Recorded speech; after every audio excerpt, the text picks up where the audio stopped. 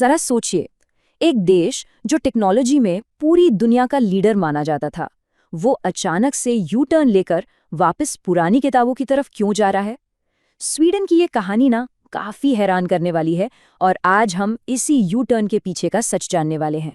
एक तरफ हम हैं भारत, डिजिटल इंडिया के सपने के साथ हम अपने बच्चों के हाथों में टैबलेट और लैपटॉप दे रहे हैं, और दूसरी तरफ स्वीडन, वो देश जिसने ये सब कुछ शुरू किया था, वो अब वापस किताबों और पेंसिल पर लौट रहा है।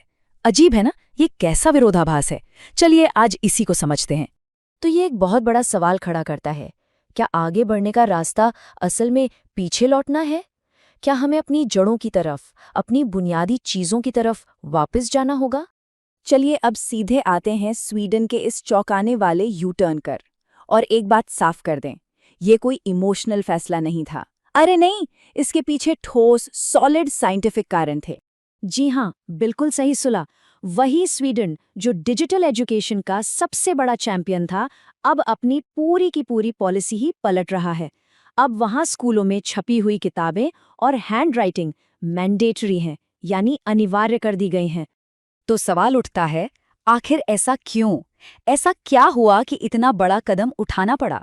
चलिए जरा उन साइंटिफिक सबूतों पर नजर डालते हैं जिनकी वजह से स्वीडन की सरकार को ये फैसला लेना पड़ा। तो देखिए, सबसे बड़ा कारण जुड़ा है हमारे दिमाग के एक बहुत ही खास हिस्से से। साइंटिस्ट इसे डीप रीडिंग सर्किट कहते हैं। इसे ऐसे समझिए, जब हम कोई किताब ध्यान से पढ़ते हैं ना, तो हमारे दिमाग में एक गहरा न्यूरल पाथवे, मतलब एक रास्ता बनता है। ये रास्ता हमें चीजों को गहराई से समझने में मदद करता है।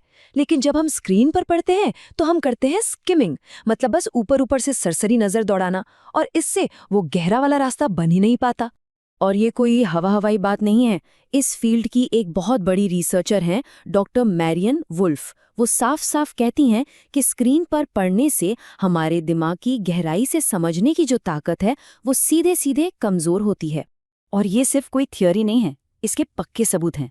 आंकड़े देखिए, एक रिपोर्ट है PIRLS, उसके मुताबिक 2016 से 2021 के बीच, मतलब सिर्फ 5 साल में, स्वीडन के चौथी क्लास के बच्चों की पढ़ने और समझने की क्षमता में 11 पॉइंट्स की भारी गिरावट आई। और बस यही वो नंबर था जिसने सरकार की नींद उड़ा दी। अच्छा, ये तो हुई पढ़ने की बात। अब आते हैं लिखने पर। यह दूसरा बड़ा कारण है। साइंस ये बार बार साबित कर चुका है कि जब हम अपने हाथ से लिखते हैं तो वो हमारी याददाश्त के लिए टाइप करने से कहीं ज्यादा पावरफुल होता है। प्रिंसटन और UCLA की एक बहुत फेमस रिसर्च है जिसका टाइटल ही है the pen is mightier than the keyboard. ये रिसर्च यही कहती है कि जो नोट्स हम हाथ से लिखते हैं ना, वो हमें बेहतर तरीके से और ज्यादा लंबे समय तक याद रहते हैं। अब जरा इस टेबल को देखिए, ये बताता है कि दिमाग के अंदर असल में होता क्या है। जब हम हाथ से लिखते हैं तो हमारे ब्रेन के कई हिस्से, जैसे मोटर, विजुअल और कॉग्निटिव सेंटर्स, सब एक साथ काम करते हैं। ये एक तरह से उस जानकारी का एक फिजिकल मैप बना देता है दिमाग में। वहीं दूसरी तरफ टाइपिंग क्या है, वो ज्यादातर एक मैकेनिकल रटा रटाया काम है। नतीजा, मेमोरी ठीक से इनकोड नहीं होती, हम जल्दी भूल जाते हैं। और तो और बच्चों के विकास के जो जरूरी चरण हैं वो भी मिस हो जाते हैं। तो हमने देखा कि सीखने और याददाश्त पर क्या असर पड़ता है, पर कहानी यहीं खत्म नहीं होती। अब बात करते हैं कंसंट्रेशन और बच्चों की ओवरऑल हेल्थ की, जिस पर स्क्रीन्स का बहुत बुरा असर पड़ रहा है।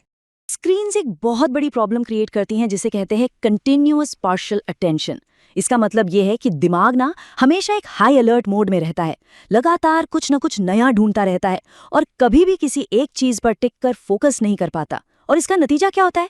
बच्चे एक्टिव लर्नर नहीं बन पाते, वो सिर्फ इन्फॉर्मेशन के पैसिव कंज्यूमर बनकर रह जाते हैं।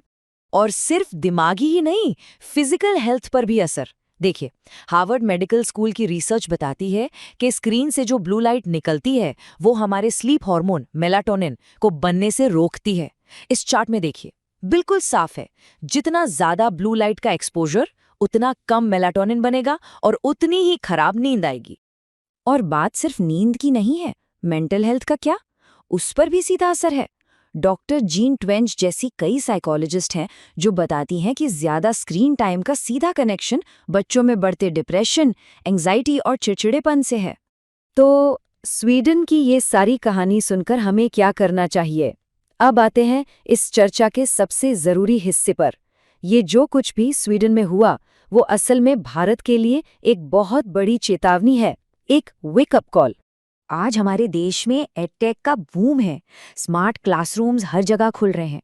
हम टेक्नोलॉजी को जोर शोर से अपना रहे हैं। तो ऐसे में बड़ा सवाल ये है कि स्वीडन के इस अनुभव से, उनकी गलतियों से हम क्या सबक ले सकते हैं? देखिए, एक बात हमें गांठ बांध लेनी चाहिए। टेक्नोलॉजी एक फैंटास्टिक टूल है, इसमें कोई शक नहीं। रिसर्च के लिए, मुश्किल कॉन्सेप्ट्स को विजुअलाइज करने के लिए ये बेहतरीन है। लेकिन ये सिर्फ एक टूल है। ये कभी भी एक अच्छी टीचर, एक किताब और हाथ से लिखने की जो बुनियादी ज़रूरतें हैं, उनकी जगह नहीं ले सकती। कभी नहीं। इसलिए हमारे पॉलिसी मेकर्स के लिए, हमारे स्कूलों के लिए सबसे बड़ा गोल यही होना चाहिए कि प्राइमरी और मिडिल स्कूल में, मतलब शुरुआती सालों में, बच्चों की मोटर स्किल्स यानी हाथ से लिखने की आदत और उनकी डीप रीडिंग की क्षमता को किसी भी कीमत पर बचाकर रखना होगा, उसे कमज़ोर नहीं होने देना है। तो आखिर में बस यही एक सवाल बचता है, क्या टेक्नोलॉजी की इस चकाचौंध में, इस चमक दमक में, हम कहीं अपने बच्चों के दिमागी और मानसिक विकास को ही दांव पर तो नहीं लगा रहे हैं? स्वीडन का ये अनुभव हमें रुक कर इस सवाल पर बहुत गंभीरता से सोचने पर मजबूर करता है।